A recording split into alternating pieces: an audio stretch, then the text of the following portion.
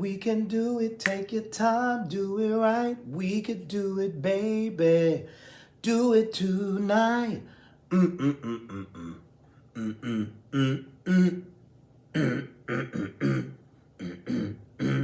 What's up, y'all? This is Ty. Listen, that song don't have nothing to do with this video at all. It's just earlier today I heard that song and SOS band. And it's just been stuck in my head, so I had to get it out of my head. But what's up, y'all? This is Ty. Y'all know what a brother is here for. I am here to review season 2, episode 3 of Tyler Perry's comedy, The Oval. Comedy, drama, soap opera, whatever you want to call it. Anyway, before I do that, you know what I'm asking y'all. I'm asking y'all to help a brother out. I'm grateful. Y'all see this little channel growing, right? We growing.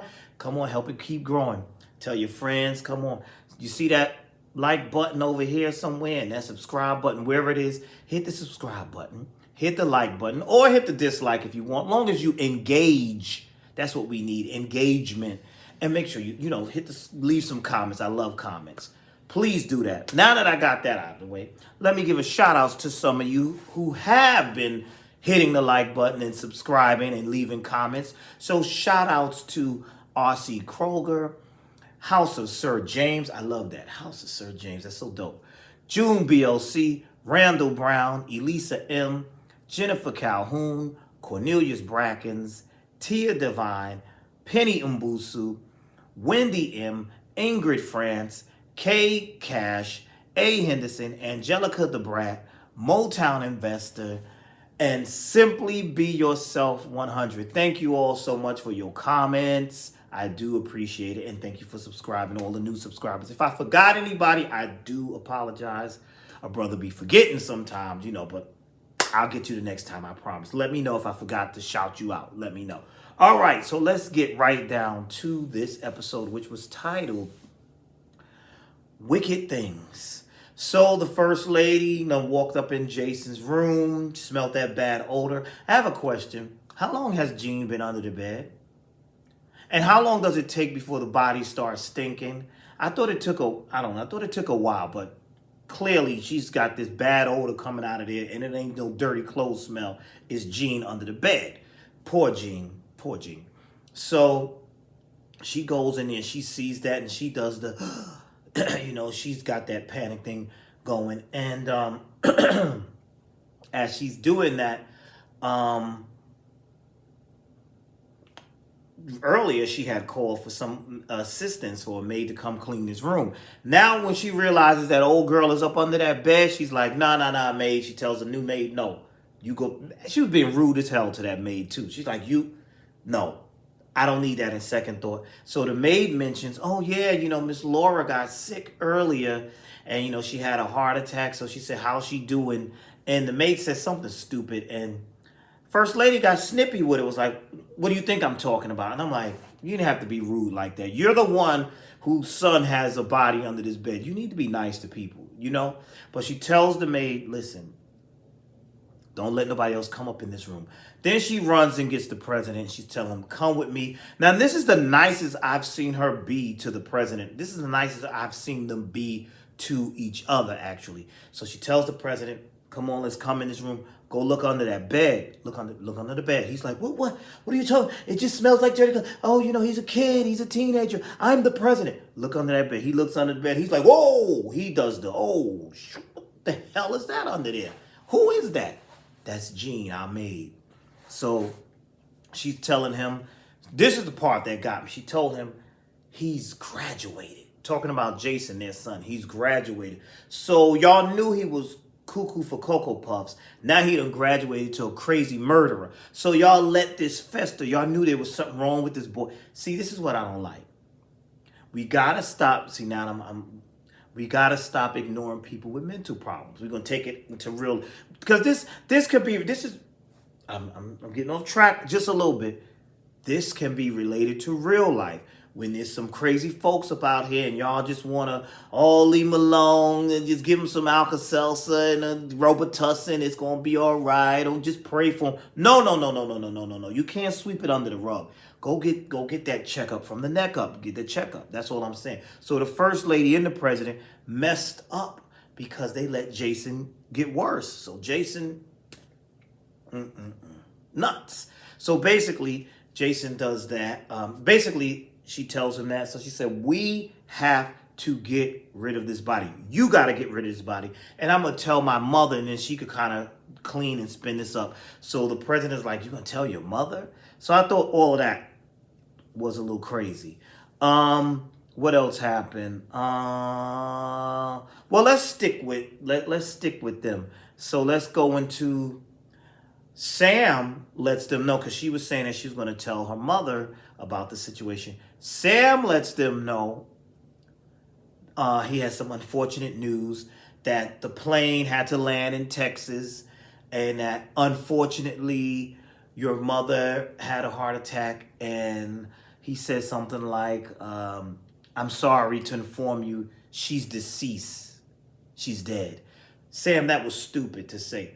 Once you said deceased, we know what deceased means. So, I'm picky like that. I was like, why do he has to say, oh, yes, ma'am, she's deceased. Yeah, she's dead. Duh. When you said she's deceased, I think we kind of got the clue. So, yes, grandma is dead. I was kind of disappointed in that because I wanted grandma to be alive.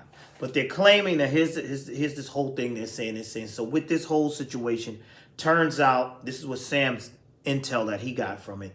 There was some technical issues with the plane. Grandma had a heart attack and died. And the kids are in custody and being taken care of or whatever. Now, this is the thing that gets me. I'm like, oh, the window was open. Like, Jason opened the window. Come on, what's the technical? These are some bad investigators. These are bad inspectors if they couldn't see that there was more to this story. And we need an autopsy on grandma, because grandma well, maybe she did have a heart attack. Maybe she had the heart attack after he choked her out. Well, she had it during being choked out. So yeah, Sam lets them know about that. Speaking of Sam also goes to Donald, and he says to Donald, why wasn't I informed about this whole Uma and Max thing? And then, Donald's like, yeah, they were fighting over the same woman and all this other stuff. And Sam told him, nah, I don't believe that. I don't believe that. So now here's the thing. Donald flipped it on him. Donald said, well, it's happened. And you know what? I think we kind of need to lay low, don't go. Because he was like, Sam said he wanted to go visit Max in the hospital. He said, no, I'm ordering you not to do that. And he said, plus, how does this look like this happened under your watch? You weren't aware what was going on with your men? What's going on here? You weren't aware what was going on with your men? See how sneaky Donald is? He's trying to throw him off a little bit, a clever way to keep Sam kind of off to the side. Like, listen, this kind of could fall on you. How you didn't know you had two people working with you that's creeping around and cutting up and acting a fool? So he also says to him, well, who went to tell the families? And he said, Kyle is going to go do that. So Sam says, no, nah, I should do that because, Max and Kyle didn't get along. Let me go tell Max's family, and I'll tell Uma's family and things like that. So that's what happened with that. And let's move on to Barry and Sharon.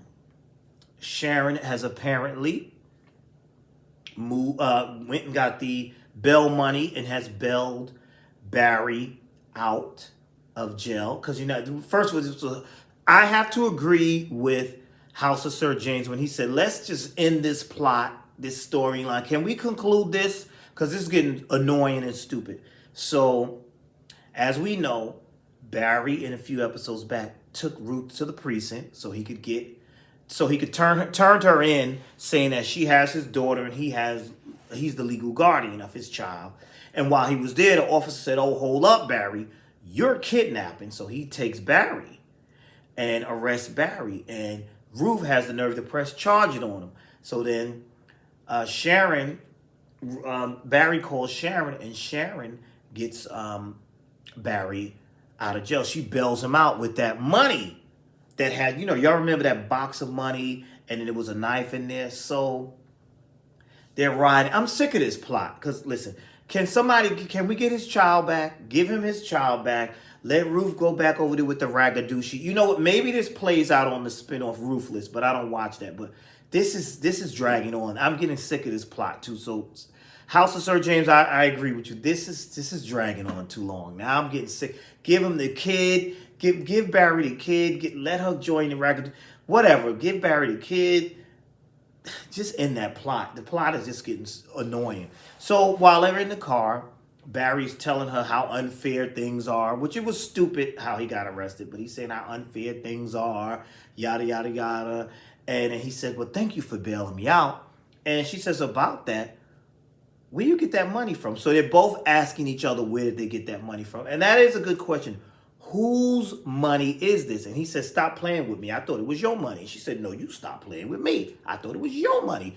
But we don't know whose money it is. So she says, well, maybe we should go ask your parents. So now they go to the house.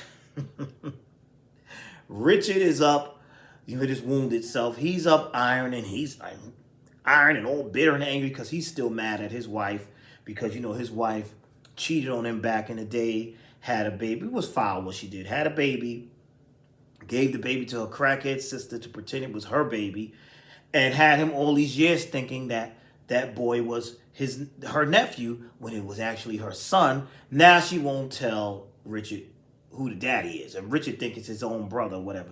So Richard's over there ironing. He's being real bitter, and here comes Sharon and Barry. First of all, they're like, wait, you changed the locks? What's going on? You change the lock? He said, there's the new key. Don't worry about that. So he's like, where's mom or whatever? And I think Sharon says something like, doesn't she usually do that way? He said, look, she ain't here. Don't worry about that. I kicked her out. So he's like, you're not over this thing? Now, Barry, shut up. Shut up. Because you just drove a whole car through a pharmacy over this chick, and that ain't even your wife. So how dare you tell your father he ain't over something? You don't have the right to say that.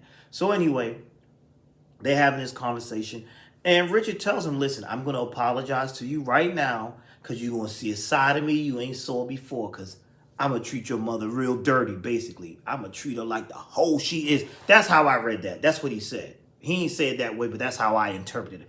I'm going to treat her like the low-down, scandalous, sneaky hoe she is. And that's when Barry said, well, why? That was so long ago, and why are you doing this? And again, I already said, Barry, you don't have room to talk about that. But that was so long ago. Why are you doing this? Blah, blah, blah, blah, blah, blah. And so he said, are you still fighting with Sharon? You handle that. That's what you need to handle. Now, the funny part of that whole scene was how rude Richard was being to Sharon. But see, I still want to know, whose money is that? Whose money is that? And that's what we need to get to. So let's move right along. Let's move on to Muscle Man Bobby and Sweet Lily. They down there at the campsite, a Crystal Lake campsite, because that's where Bobby has his little hideout at Crystal Lake Camp. And some of y'all might catch that. I don't know. She's asking Bobby questions like, oh, it's so peaceful out here. Have you ever brought anyone down here before? And he's like, you don't want to know. So she's getting jealous. These two, I don't know. She's like who? Who? Tell me. So she's like, you brought some women down here? You had some hoes down here? That's basically what she was saying. You brought some hoes down here to the campsite? He said, no, men. She was like, men? Now she thinking, he's like, no, not in that way. He's saying, I had to do some things, some bad things to some men to get them to talk or whatever. So I guess that campsite where they had their little cabin that they at, that's where he tortured people or whatever, with the little bunk beds and stuff. That's where he tortured people. So they're having that conversation. And as they're getting this little conversation, up pulls Diane. And Diane is like, what's she doing here? I don't want to talk in front of her. And he's like, nah, she's cool people. So then they go inside. Now, here's where it gets funny to me. Max is laid out on the bottom bunk. He is supposed to be sedated or whatever. And Diane and was Bobby having this conversation. And then all of a sudden, Bobby goes over to the bunk bed, puts a gun to Max's head, and he's like, I know you're awake. We're on your side. Hand me the gun. So,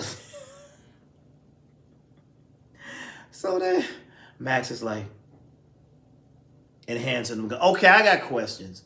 Where did he get this gun from? Where did he get this gun from? When they hospitalized him and stripped him down to the robe that you wear in the hospital gown, nobody confiscated the gun? Wait, whose gun is that? Or is that a gun? How did Bobby even know he had the gun? Like, what's going on? So anyway, those are my questions on that. So anyway, that happened. Now, after that happened, he tells him, can you get up? He's like, yeah. He gets up. He has a little blood stain right here. And he says, Diane, check him. Diane goes to check him. Next you know, he got her in the grip. Got her by the chokehold. He's like, I'll do it. I'll do it. Get me out here. Give me the car keys. So they're like talking to him like, listen, we're on your side. Let her go. Diane is like, listen, show him the text. So then Lily takes the phone. And I guess Max has good eyesight, good vision, because she's over there. And she takes the phone and she's like, look, see the text. We're on your side. We know you didn't kill that girl. We know you didn't do this, that, and the third. So let Diane go. So he lets Diane go. And once he lets Diane go, he faints. I laughed. I don't know. I just thought that whole scene was funny. So they're like, listen, you got to listen to us. We're all on your side. And you got to let you know we're on your side. Now, as that's happening, let's move on. You know, they're saying they got to get someone on the inside. They got to figure all that out. We're going to see what's going to happen with that. Now, as that's happening, let's go on to Priscilla. Y'all know Priscilla. That's Sam's wife. Priscilla is calling for Gene. She wants to know why Gene, and she sees you. I guess she talks to Gene a lot.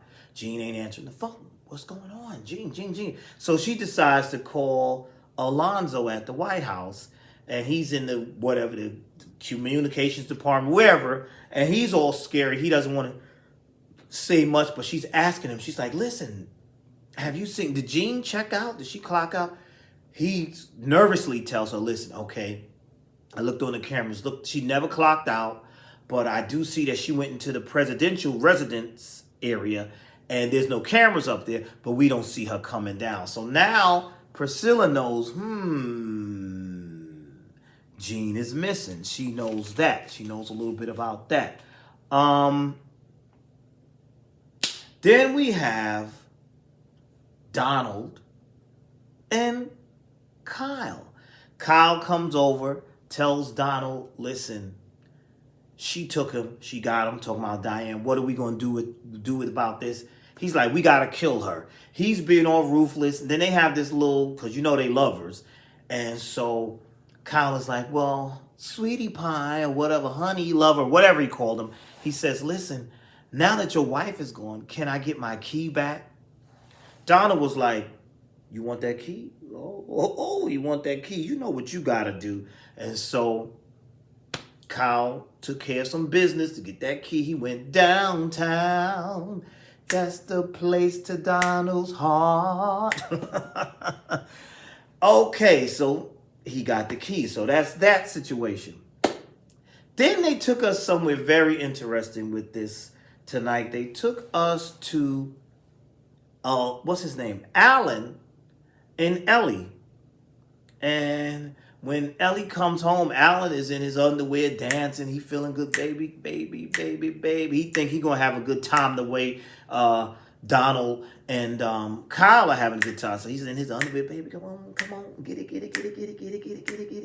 Let's get it on. But she's like, she pulls the, I'm really tired. I can't do this right now. So she goes to her room, and there's a ring on the engagement ring. We ain't getting no younger. You might as well do it. Let's get married.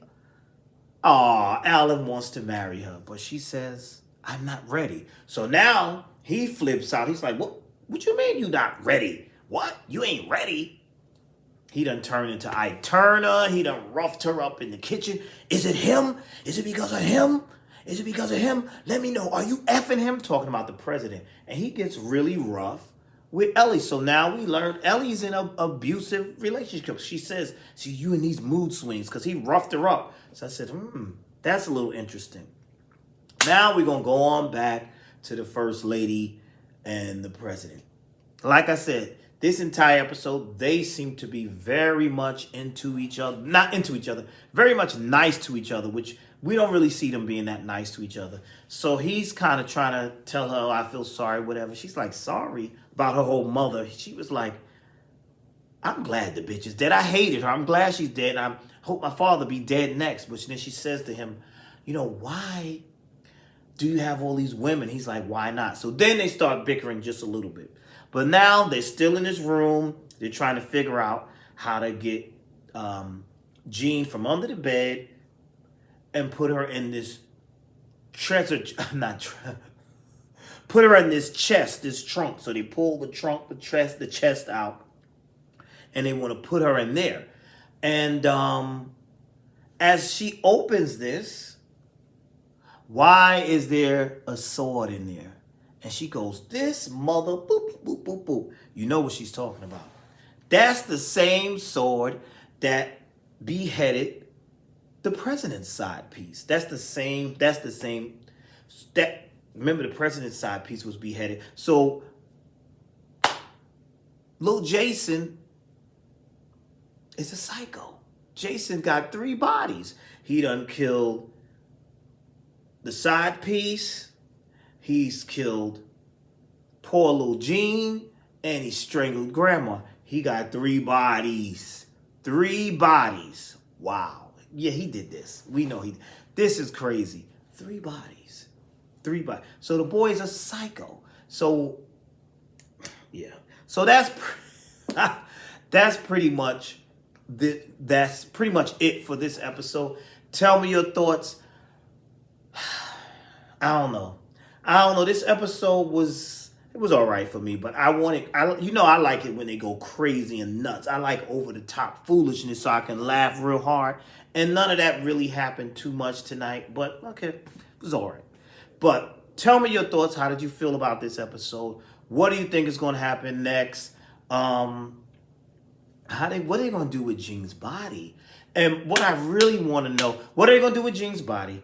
When are we going to wrap up this storyline of the Rakadushi and the little girl, Barry's daughter? Wrap that story up. Let's wrap that one up. Wrap that up.